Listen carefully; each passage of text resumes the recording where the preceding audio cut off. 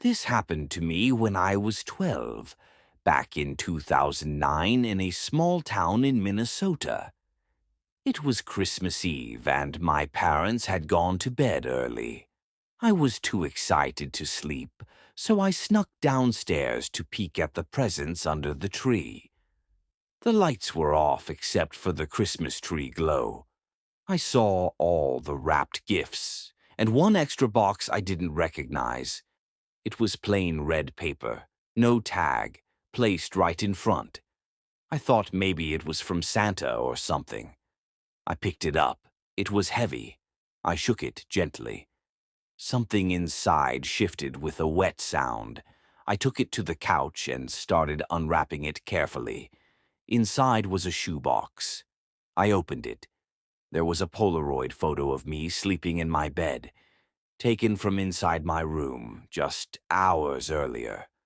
Under the photo was a note in red ink. "You've been good this year. See you next Christmas."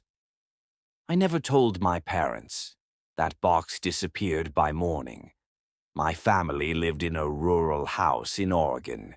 Every Christmas, my dad put up elaborate lights outside, the kind that drew people from miles away to drive by and look.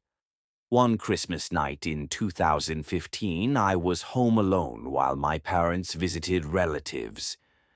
Around midnight, the motion sensor lights in the backyard went off. I looked out the window. Nothing. Then the front lights started flickering. I checked the security camera feed on my phone. Someone in a red coat was standing in the driveway, staring at the house, face hidden by a hood. I called the police. They came quickly and searched. No footprints in the snow, no one around. The next morning, all the Christmas lights were cut. Every single bulb smashed. The camera caught one clear frame, the figure holding a photo of our house, taken from inside the living room window. This was submitted by a listener from Canada. It was Christmas Eve 2012. I was 8 years old, convinced Santa was real. My parents had gone to a party, leaving me with a babysitter who fell asleep on the couch. I couldn't sleep, so I sat by the fireplace waiting for Santa. Around 2 a.m., I heard scratching in the chimney, then thumping, like something big trying to get down. I ran to wake the babysitter. She said it was probably an animal stuck. We listened together. The scratching stopped. Then a deep voice came from inside the chimney. "Ho, ho, ho." The babysitter grabbed me and we hid in the closet. We called the police from her phone. When they arrived, the fireplace was empty. No soot, no footprints.